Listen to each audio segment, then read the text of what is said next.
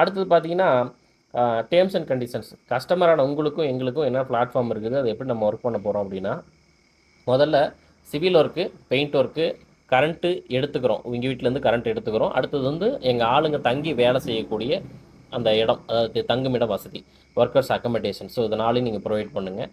முதல் விஷயம் என்ன அப்படின்னா, சிவில் ஒர்க் என்னன்னா, இப்போ இந்த ரூஃபிங் நிற்கிது இல்லைங்களா, அந்த ரூஃபிங்க்கு வந்து கீழே வந்து குழி எடுத்து காங்கிரீட் போட்டு கொடுக்கணும், அந்த போஸ்ட்டுகளை நிறுத்துறதுக்காக. ஸோ அப்போ வந்து சிவில் ஒர்க் அப்படிங்கிறது உங்களோட ஸ்கோப்பில் வருதுங்க. ஏதாவது வீட்டில் காடி எடுக்கிறோம் பண்ணுறோம் அப்படின்னா அதை நீங்கள் பேக் பண்ணி போகிறீங்க. ஸோ சிமெண்ட் சம்மந்தப்பட்ட வேலைகளில் வந்து எங்களுக்கு நீங்கள் சப்போர்ட் பண்ணி கொடுக்கணுங்க. அடுத்து பெயிண்டிங் ஒர்க் அப்படின்னு பார்த்தீங்கன்னா, இப்போ நான் நாள் வரேன்னு வச்சுக்கோங்களேன். இப்போ இந்த போஸ்ட் எல்லாம் குழி எடுத்து காங்கிரீட் போட்டுறோம். இன்றைக்கி செட் ஆகி நாளைக்கு ஏறி வேலை செய்யலாம். ஒரு 3 நாள் இந்த ஒர்க் வெல்டிங் ஆகிட்டு இருக்குது. பைப்புக்கு எல்லாமே ஒரு கோட் ப்ரைமர் பண்ணி தான் வெல்டிங் பண்ணுறோம். வெல்டிங் பண்ணிவிட்டு எவ்வளோ ஓடு தேவையோ, உள்ள இன்டீரியர் போகிற ஓடு எவ்வளோ தேவையோ அதை இறக்கி வச்சுட்டு நாங்கள் வந்துடுவோம். நீங்கள் ஓட்டுக்கும் ஸ்ட்ரக்சருக்கும் பெயிண்ட் பண்ணி கொடுக்கணும். அதை தான் பெயிண்டிங் ஒர்க் அப்படின்னு சொல்லியிருக்கிறோம்.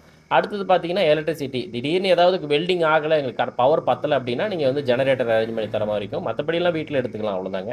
அடுத்து ஆளுங்க தங்கக்கூடிய வசதி. இப்படி வீட்டில் தங்கி வேலை செஞ்சுவாங்க. இல்லை உங்களுக்கு ப்ரைவசியாக இருக்குன்னா வேறு இடம் அரேஞ்ச் பண்ணி கொடுத்தீங்கன்னா பெட்டராக இருக்கும். ஏன்னா இது மோஸ்ட்லி வில்லேஜில் ப்ராப்ளம் வராது, சிட்டிஸில் வந்து கண்டிப்பாக அக்கமடேஷனுங்கிறது கண்டிப்பாக ஒரு ப்ராப்ளமாக இருக்கும். ஸோ அதனால் அது உங்கள் சைட்லேருந்து தான் ப்ரொவைட் பண்ணுறோம்.